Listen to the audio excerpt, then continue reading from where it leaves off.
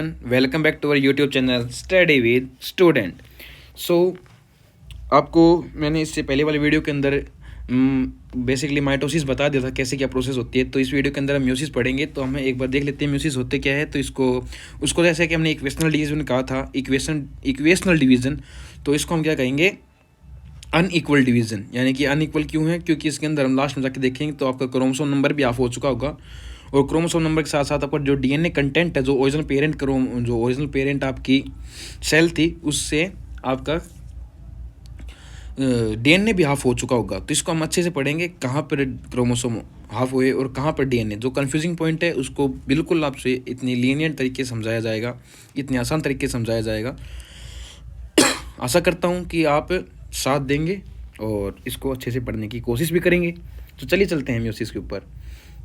इसके अंदर क्या होता है कि जो आपकी जो 2n सेल है, ये बेसिकली 4 सेल में बन जाएगी, तब्दील हो जाएगी, 1 2 3 4। तो इनके पास n और c कंडीशन मिलेगी। यानी कि यहाँ पे अगर 2c था तो यहाँ पे n और c मिलेगी। ये 4 सेल्स आपकी बनेंगी। तो बेसिकली ये 2 फेज़ के अंदर होती है, meiosis first and meiosis second. जो म्यूसिस फर्स्ट फेज़ के प्रोफेज होता है वो सबसे रिलेवेंट होता है, सबसे ज़्यादा कॉम्प्लेक्स होता है। उसको हम अच्छे से पढ़ेंगे और कॉम्प्लेक्सिटी को दूर करेंगे। चलिए चलते हैं, लाइन टू लाइन शुरुआत करते हैं। आइए, the production of offspring by sexual reproduction. हाँ, ये इस चीज़ को ध्यान रखिए, जो सेक्सुअल रिप्रोडक्शन ऑर्गेनिज्म है उनके अंदर ये ज़्यादा चलती है, क्योंकि इसको पता है कि भाई मान लीजिए आपका ये कोई एक पेरेंट है 2n और ये अनदर जो पेरेंट है 2n, तो अगर दोनों मिल गए तो टोटल 4n हो जाएगा, और जो आपका डीएनए है वो 4c हो जाएगा। तो इससे क्या होगा, तो जो जाइगोट है आपका, जो आने वाला ऑफस्प्रिंग है, तो उसके अंदर तो डीएनए कंटेंट भी दुगना हो गया, उसके अंदर क्रोमोसोम भी दुगने हुए। ऐसे चलते चलते तो ये पता नहीं सॉरी, एक ऑर्गेनिज्म के अंदर कितने ही क्रोमोसोम बन जाएंगे, कितने ज़्यादा क्रोमोसोम हो जाएंगे, कितना ज़्यादा डीएनए कंटेंट हो जाएगा। तो ये इसको मेंटेन करने के लिए, इसको बराबर बनाने के लिए, हर बार सेम रहे एक ऑर्गेनिज्म से नेक्स्ट ऑर्गेनिज्म के अंदर डीएनए कंटेंट, तो उसी के लिए रिलेवेंटली किया जाता है या यूज़ होता है इस प्रोसेस का। तो हम इसको समझते हैं। तो पहले आपको बता दिया कि क्यों होता है ऑप्शन के अंदर। तो सेक्सुअल रिप्रोडक्शन ऑर्गेनिज्म के अंदर होता है।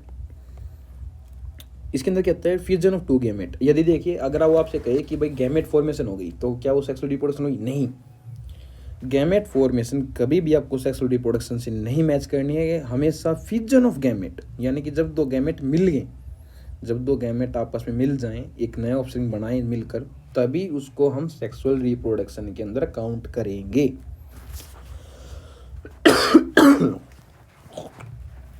सॉरी भाई, सॉरी फॉर दैट। तबीयत आजकल ठीक नहीं चल रही मेरी, थोड़ी डॉक्टर दिखा के आना पड़ेगा। चलते हैं। तो complete haploid set of chromosome, यानी कि हैप्लॉइड यानी कि 2n था, यानी कि n बना दे, उसको हैप्लॉइड बोल देंगे। Gametes are form from the specialised diploid cell. जो डिप्लॉइड सेल होती हैं, स्पेशलाइज होती हैं, उन्हीं से ही बनता है। This specialise kind of division that reduce the chromosome number by half, यानी कि मैंने बताया क्रोमोसोम नंबर 2n से n in the production of haploid daughter cell. जो डॉटर सेल बनी वो हैप्लॉइड हो गई।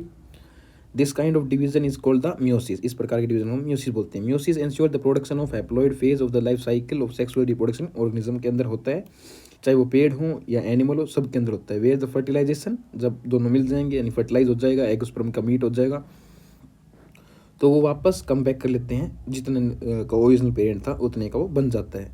We came across the meiosis during the gametogenesis. Meiosis में हम गैमेटोजेनेसिस मतलब वो प्रोसेस जिससे आपके गैमेट बनेंगे, जिससे आपके गैमेट बनते हैं, जिससे आपके हैप्लॉइड सेल बनते हैं, तो उसको हम गैमेटोजेनेसिस प्रोसेस बोलते हैं in plant and animal. This leads to the formation of haploid gamete. The key feature हम देखते हैं। तो ये 2 फेज के अंदर होता है, meiosis first and meiosis second. तो म्यूसिस फर्स्ट के अंदर क्या होता है, आपका जो क्रोमोसोम नंबर है उसका रिडक्शन होता है। म्यूसिस सेकंड के अंदर आपका जो डीएनए कंटेंट है उसका भी रिडक्शन हो जाता है। हमें आगे अच्छे से पढ़ेंगे। तो होगा कैसे, जब म्यूसिस फर्स्ट हो जाती है तो उसके अंदर तो भाई ऑब्वियस सी बात है, एस फेज के अंदर सेल ने डुप्लीकेट कर लेता है अपना, जो उसके अंदर डीएनए का रेप्लिकेशन है वो कंटिन्यू हो जाता है, उसके अंदर डुप्लीकेट हो जाता है। पर डीएनए की रेप्लिकेशन नहीं होती। डीएनए एक ही बार रेप्लिकेट करता है ओनली म्यूसिस फर्स्ट के दौरान। जब वो पहली बार सेल होती है तो एस फेज के अंदर हालांकि जब म्यूसिस सेकंड प्रोसेस होगी उसके बीच में जो फेज आएंगे G1, S और G2, तो वो रिलेवेंटली शॉर्ट लिव होते हैं, उसके अंदर ज़्यादा कुछ ऐसा होता नहीं है क्योंकि डीएनए तो आपको रेप्लिकेट करना नहीं है, तो शॉर्ट लिव होते हैं। Meiosis first is initiated after the parental chromosome have replicated to produce identical sister chromatid at S phase. आपको पता है एस फेज के अंदर ये मान लीजिए G1 फेज है, तो आपकी जो एस फेज आई तो उसके बाद आपको ऐसे सिस्टर क्रोमेटिड मिल जाएंगे। इसके बाद ये भी एक क्रोमोसोम है, ये भी एक क्रोमोसोम, अब दोनों को याद रखिए, दोनों दोनों को क्रोमोसोम बोल जाता है। अगर आपके पास ऐसा अवेलेबल है तो इसको आप क्या बोलेंगे, बाइवेलेंट, यानी कि एक दूसरे के साथ ये क्या है, एक दूसरे की कॉपी हो गई तो बाइवेलेंट। और टोटल आपको 4 सिस्टर क्रोमेटिड दिख रहे हैं तो इसको हम टेट्राड भी बोल देते हैं। अब आगे मैं बताऊंगा इसको क्यों, मैं आपको ये पहले बता रहे हैं ताकि आप आगे अच्छे से समझ पाएँ। आई होप आप समझ रहे होंगे। तो अब हम चलते हैं म्यूसिस के अंदर। तो meiosis involves the pairing of homologous, यानी कि जो आपका जो पहला क्रोमोसोम है ये आपका दूसरा क्रोमोसोम है, तो इनके बीच में पेयरिंग होती है, यानी कि इसको एक क्रोमोसोम बोल दिया जाएगा। रिकॉम्बिनेशन बिटवीन नॉन सिस्टर, यानी कि ये दोनों सिस्टर क्रोमेटिड थी, ये सिस्टर क्रोमेटिड थी, तो नॉन सिस्टर क्रोमेटिड यानी दो अलग अलग क्रोमोसोम, होमोलोगस क्रोमोसोम की अलग अलग दो होमोलोगस क्रोमोसोम आए अपने पास, और उनकी नॉन सिस्टर क्रोमेटिड के बीच में exchange of material of DNA होता है। तो इसको हम इसके अंदर भी यही देखेंगे। तो इससे क्या होगा, 4 हैप्लोइड सेल बनेंगी at the end of meiosis second के अंदर। अब हम चलते हैं नेक्स्ट के ऊपर।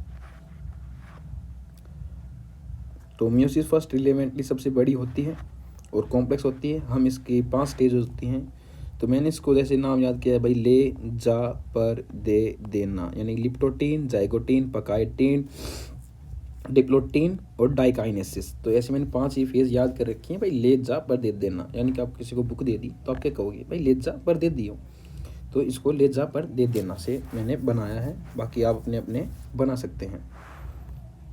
अब हम चलते हैं शुरुआत में। तो प्रोफेज के अंदर मैंने बताया 5 इवेंट होंगे। Prophase of first meiotic division is typically longer, क्योंकि 5 होने हैं इसलिए, और कॉम्प्लेक्स होगी क्योंकि पेयरिंग होनी है, रिकॉम्बिनेशन होना है, तो इसलिए ऑब्वियसली बात है कॉम्प्लेक्स तो होगी ही। इट हैज़ बीन फर्दर सब divided into the following 5 phase. तो किसके अंदर डिवाइड की, 5 फेज के अंदर। वो क्या है 5 फेज आपकी, ये है लिप्टोटीन, जाइगोटीन, पकाइटीन, डिप्लोटीन, डाइकिनेसिस। तो आज हम चलते हैं क्रोमोसोमल, ये किसके ऊपर बेस हुई है, क्रोमोसोमल बिहेवियर, यानी कि क्रोमोसोम कैसा बिहेव कर रहा है उसके बेसिस के ऊपर ये 5 डिवाइड की गई हैं।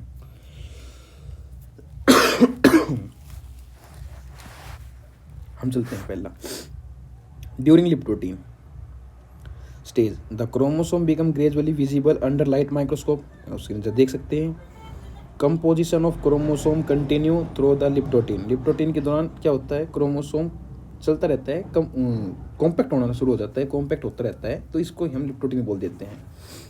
मेन जो शुरू होती है वो जाइगोटीन होती है, तो आई कॉल्ड जाइगोटीन, मतलब जो नेक्स्ट स्टेज होगी लिप्टोटीन की तो उसको आई कॉल्ड जाइगोटीन बोला जाएगा। अब हम चलते हैं नेक्स्ट के ऊपर। This is followed by the second stage of prophase, I called zygote. During this stage, the chromosomes start pairing together and this process association called the synapses. अब देखिए, ये क्रोमोसोम था, ये एक क्रोमोसोम है, सॉरी मेरे से जो सिस्टर क्रोमेटिड है वो थोड़ी सी गलत हो गई, जिसको दोबारा ड्रा करते हैं। तो ये लगभग क्या करेंगे कि एक क्रोमोसोम दूसरे अपने होमोलोगस क्रोमोसोम के सामने आने लगेगा, ऐसे आमने सामने आने लगेंगे होमोलोगस क्रोमोसोम। तो इस प्रोसेस को हम क्या कहते हैं, सिनेप्सिस, की पेयरिंग शुरू हुई है टुगेदर, दोनों को पेयरिंग हुई और process called synapsis. Such paired chromosome are called homologous. तो ऐसे क्रोमोसोम को हम क्या कहेंगे, homologous chromosome. Electron microscope indicate that the chromosome synapses is accomplished by the formation of complex structure called synaptonymal complex. synaptonymal complex क्या होता है, तो जब ये दोनों होंगे तो इतनी क्लियर कट विजिबल नहीं होते हैं भाई, क्योंकि प्रोफेज आपको पता है, तो ये इनके अंदर है ना थोड़ी प्रोटीन वगैरह भी होती हैं, कुछ एसोसिएट हो जाती है प्रोटीन जो इनको पास लाने में काम करती है, होमोलोगस क्रोमोसोम को आमने सामने लगने काम करती है। तो इस पूरे कॉम्प्लेक्स को हम क्या कहेंगे, इस पूरे कॉम्प्लेक्स को हम क्या कहेंगे, स्नाइप्टोनिमल कॉम्प्लेक्स। इस पूरे क्रोमोसोम का हम स्नाइप्टोनिमल कॉम्प्लेक्स बोलेंगे। अब हम चलते हैं नेक्स्ट के ऊपर। तो आपको याद क्या करना है कि सिनेप्टोनिमल कॉम्प्लेक्स कहाँ हुआ, जाइगोटीन के अंदर हुआ, और आपका जो होमोलोगस क्रोमोसोम की पेयरिंग हुई तो कहाँ हुई, आपकी होमोलोगस क्रोमोसोम की पेयरिंग जाइगोटीन में हुई, तो स्टार्ट पेयरिंग हुई, आपकी पेयरिंग हुई। इसके बाद आपका होमोलोगस क्रोमोसोम आमने सामने आ गई, और इसके प्रोसेस को हमने सिनेप्सिस बोला। इस पूरे जो ये कॉम्प्लेक्स आपको बनता है उसको सिनेप्टोनिमल कॉम्प्लेक्स बोलेंगे। The complex form by the pair of synapsed homologous chromosome.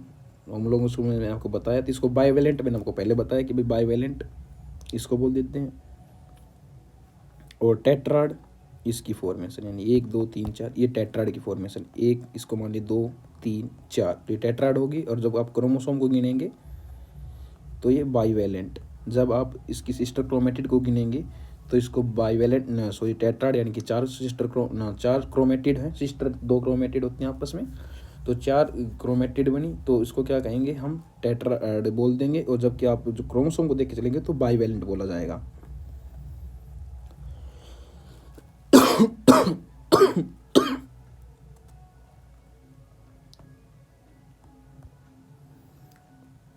The first 2 stage of the prophase are relatively short live compare to the next stage. Next stage से देखते हुए ये थोड़ी छोटी होती हैं। मैंने बाइवेलेंट का कंसेप्ट बता दिया और टेट्राड का बता दिया। How ever more clear next stage के अंदर हम चलते हैं, यहाँ पे ज़्यादा क्लियर अवेलेबल होगा।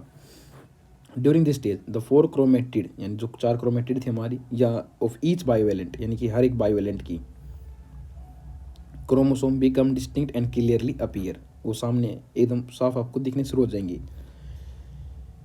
This stage is characterise by the appearance of recombination nodule. यहाँ पे क्या होगा कि जैसे कि भाई मान लीजिए आपके जो ये हैं, तो यहाँ पे कहीं आपको रिकॉम्बिनेशन, आपको मैं वैसे ही करके दिखाता हूँ इसको, सॉरी, आपको अब समझ में आएगा।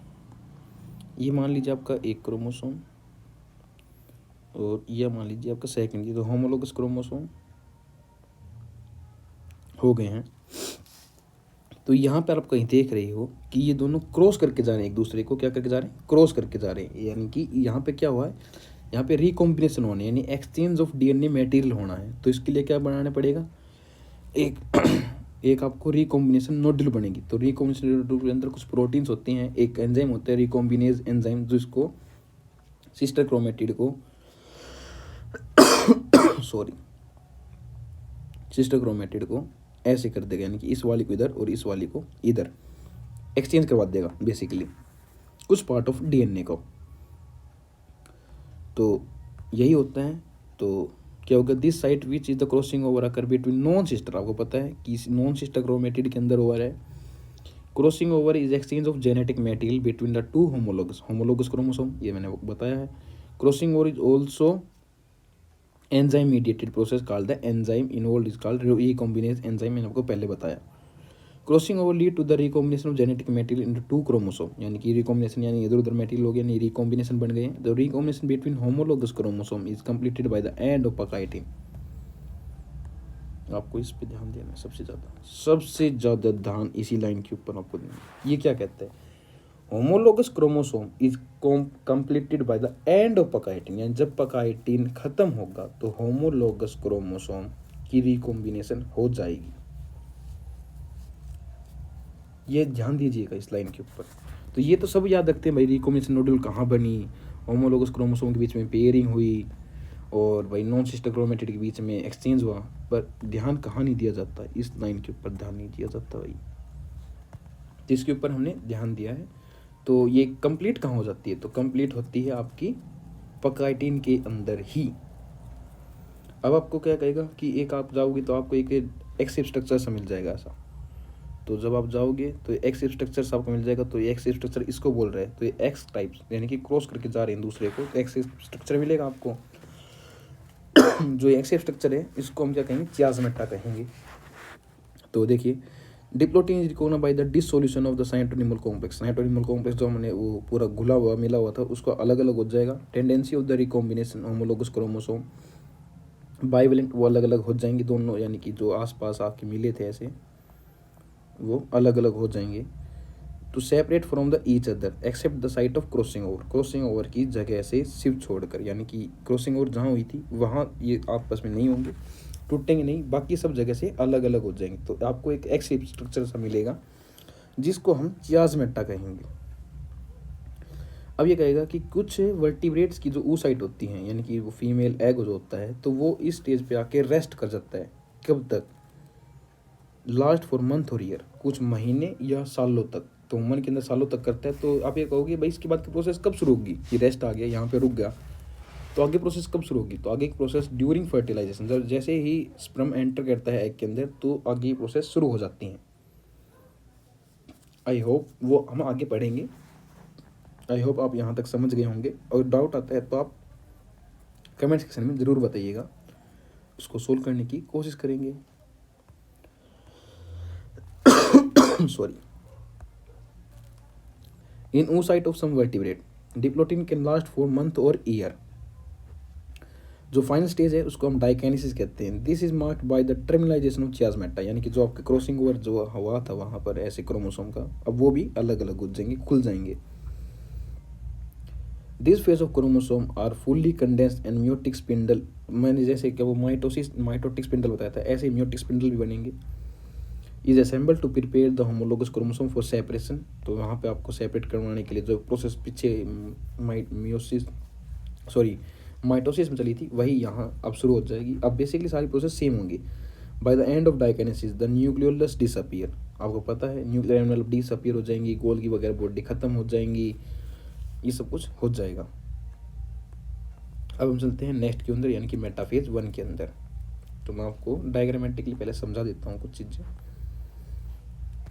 आप ये देखिए क्या हुआ यहाँ पर, आपका जो क्रोमोसोम नंबर है वो सेपरेट हो गया, यानी कि यहाँ 2n था तो ये n आ गया। बट ये देखिए आपका यहाँ 4c मटेरियल था, तो यहाँ 4c मटेरियल था, तो यहाँ आपका 2c आ गया, यानी कि क्रोमोसोम नंबर तो हाफ हो गए, पर आपका जेनेटिक मटेरियल अब हाफ हो गया, और हमें इस हाफ से भी आधा लाना है। यानी कि जो ओरिजिनल आपका मटेरियल था 2c, वो तो ओरिजिनल तो आ चुका, पर हमें ओरिजिनल वाला थोड़ी चाहिए, हमें इससे भी कम चाहिए। तो हम क्या करेंगे? अब हम क्या करेंगे, सिस्टर क्रोमेटिड जो होंगी उनको सेपरेट आउट कर देंगे। जो आपके सिस्टर क्रोमेटिड अटैच हैं उसको भी सेपरेट आउट करने की कोशिश करेंगे मियोसिस सेकंड के अंदर। तो आप ये याद रखिएगा, तो ये 4c था और 2n था, तो यहाँ पर 2n 4c रहा, और जब ये सेपरेट आउट हुई तो आप यहाँ देख सकते हैं कि जो क्रोमोसोम है वो अलग अलग हो गए, क्रोमेटिड्स अलग नहीं हुई हैं, क्रोमोसोम ही अलग अलग हुए, जो होमोलोगस क्रोमोसोम थे वो अलग अलग हो गए। तो इसको क्या कहेंगे? क्रोमोसोम यहाँ पे रिडक्शन हुआ, यहाँ पे क्रोमोसोम कम हो गए, तो 2n से n कंडीशन आ चुकी है, परंतु 2c अब भी है। तो अभी इसको करने के लिए तो आपको मेटाफेज बता देता हूँ हल्का सा, सेम यूजुअली पहले की तरह ही है। Bivalent chromosome align on the equator पे अलाइन हो गए। तो microtubule from the opposite pole में माइक्रोट्यूब्यूल्स पहुंच गए। स्पिंडल अटैच टू काइनेटोकोर किसके? ये सीखिए, होमोलोगस क्रोमोसोम। काइनेटोकोर किससे अटैच है? होमोलोगस क्रोमोसोम से। एक सिंगल क्रोमोसोम से दोनों तरफ अटैच नहीं हुए, दो होमोलोगस क्रोमोसोम थे, तो एक उस तरफ अटैच हुआ, एक इस तरफ, तो यानी कि एक पूरा का पूरा क्रोमोसोम उधर चला गया, एक पूरा क्रोमोसोम इधर आ गया, तो इससे क्या हुआ? n कंडीशन बन गई। अब हम चलते हैं नेक्स्ट के ऊपर। तो homologous chromosome separate out while sister chromatid remain associated, तो सिस्टर क्रोमेटिड एसोसिएटेड है, तो यानी कि 2c तो अब भी है बट n कंडीशन के साथ। अब देखिए टेलोफेज क्या कहेगा? The nuclear membrane and the nucleus reappear, यानी कि टेलोफेज के अंदर आपको पता है दोबारा शुरू हो जाएगी, साइटोकाइनेसिस हो जाएगी, और जैसे साइटोकाइनेसिस होगी उसको डायड ऑफ सेल बोल दिया जाएगा यहाँ। सॉरी, खांसी ज़्यादा ही हो गई।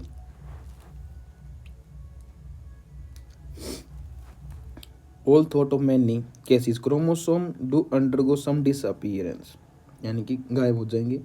They do not reach extremely extended state of interphase nucleus. The stage between the two mitotic division very short lived, उसको भी इंटरकाइनेसिस जैसे हम बोलते आए हैं, and is generally short lived. There is no replication। अब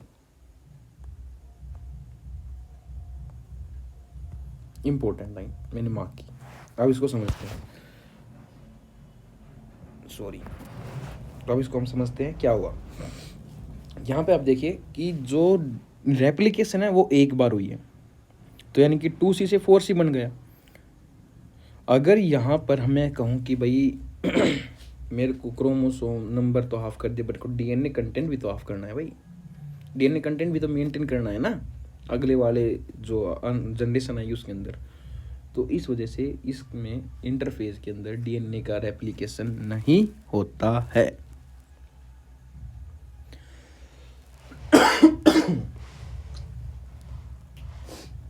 होप आपने समझा होगा।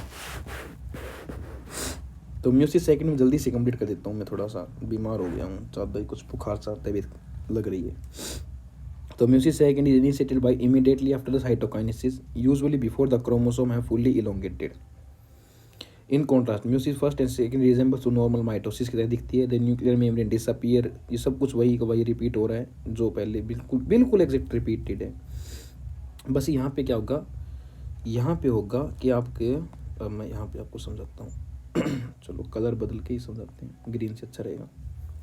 यहाँ पे क्या हुआ कि सिस्टर क्रोमेटिड अलग हो रही है। जब सिस्टर क्रोमेटिड अलग होंगी तो हर एक सिस्टर क्रोमेटिड जो अलग, जैसे कि मान लीजिए ऐसे अलग हुई और ऐसे ऐसे बन गई, तो अब ये भी एक इंडिविजुअल क्रोमोसोम, ये एक इंडिविजुअल क्रोमोसोम और ये भी क्रोमोसोम, बट इसके अंदर क्या है, डीएनए ऑफ, यानी कि यहाँ 4C था तो उसके अंदर 2C आया, और मैं यहाँ कहूँ यहीं 2C कर दिया तो यहाँ C कंटेंट आ गया। आया हो, आप समझे होंगे। तो अब इसके अंदर मैं आपको दिखाता हूँ यहाँ क्या कंडीशन थी, आपको पता है N और 2C, तो यहाँ क्या हो गया, सेपरेट आउट हुआ। तो यहाँ क्या कंडीशन आई, नो सॉरी 2C और N कंडीशन, और यहाँ क्या हो गया N और C कंडीशन। आई होप आपसे डाउट आपके क्लियर हो गए होंगे। बाकी सब कुछ रिलेवेंटली सेम है। जो मेन प्रोसेस थी मैंने बता दिया कि सिस्टर क्रोमेटिड कहाँ सेपरेट आउट होते हैं। सिस्टर क्रोमेटिड आपकी म्यूसिस सेकंड के अंदर सेपरेट आउट होते हैं।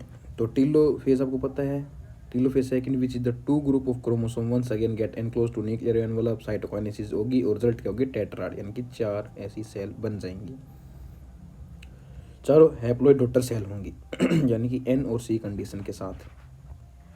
अगर ओरिजिनल में 2N 2C लेके चलता हूँ तो meiosis is the mechanism by which conservation of specific chromosome number in species achieve. Conservation आपको बता दिया है सब कुछ। सेक्सुअल रिप्रोडक्शन ऑर्गेनिज्म के अंदर होता है इवन थ्रू द प्रोसेस पर as paradoxically result in the reduction of chromosome. हमें एक पैराडॉक्स सा दिखता है कि क्रोमोसोम नंबर भी हाफ हो गया, डीएनए भी हाफ हो गया, बट ये पैराडॉक्स है। पैराडॉक्स किसको कहते हैं आपको पता हो, फिजिक्स के अंदर भी आपने पढ़ा हो, दिखता तो है बट एक्चुअली में है नहीं, दिखता है बट एक्चुअली में ऐसा है नहीं। तो हाँ, यहाँ पर N और C कंडीशन तो बनी है, नो डाउट, बट ये क्यों बनी है, ताकि जो आने वाली जनरेशन है उसके अंदर डीएनए कंटेंट सेम रहे, वो अलग ना हो। मैं से बोलना नहीं चाह रहा भाई, आई होप जो इम्पोर्टेंट है वो मैंने आपको बता दिया है। It also increase the genetic variability in the population of organism from one generation to next generation, एक जनरेशन से नेक्स्ट जनरेशन की ओर। Variation are very important for the process of evolution. ये इवोल्यूशन के लिए, जैसे कि आपने बताया रिकॉम्बिनेशन हुआ, उससे फायदा क्या हुआ, रिकॉम्बिनेशन से डीएनए का इधर उधर हो जाता है कुछ पार्ट, और उस इधर उधर पार्ट के दौरान कुछ म्यूटेशंस होते हैं जो पॉजिटिव वे में चलती हैं। इन पॉजिटिव वे के अंदर कुछ ऐसी वेरिएशंस आ जाती हैं जिससे सर्वाइवल रेट बढ़ जाते हैं ऑर्गेनिज्म के। तो इस वजह से सेक्सुअल रिप्रोडक्शन किया जाता है। आपको पता है एनर्जी इसमें बहुत ज़्यादा लगती है, बहुत एनर्जी लगती है इस प्रोसेस में। क्यों? क्योंकि आपको इवोल्यूशन कैरी आउट करवाना है, आपको एक बेस्ट ऑर्गेनिज्म तैयार करना है। आप जैसे हो वैसे तो ठीक हो, आपसे अपना आने वाला और बेस्ट होना चाहिए। So thank you for watching this complete lecture. And यहाँ पर हमारी ये यूनिट कंप्लीट हुई, जो आपकी सेल यूनिट है वो कंप्लीट हुई। इससे पहले मैंने दोनों चैप्टर बायोमोलिक्यूल और the unit of life cell दोनों अपलोड कर चुके हैं, और यहाँ पर आपकी एक यूनिट कंप्लीट होती है। अगर आप साथ जुड़े रहेंगे तो आगे भी करेंगे। अभी गैप आएगा, लगभग 15 दिन का गैप है, क्योंकि भाई मेरे खुद के एग्ज़ाम है, उसके लिए मेरे को प्रिपेयर करना है। और रिलेवेंटली 15 दिन बाद आपकी ह्यूमन फिजियो शुरू कर देंगे। आई होप आप पढ़ रहे होंगे, कंटिन्यू कर रहे होंगे, तो एक दिन आप अपने गोल्स को अचीव ज़रूर करेंगे। Thank you.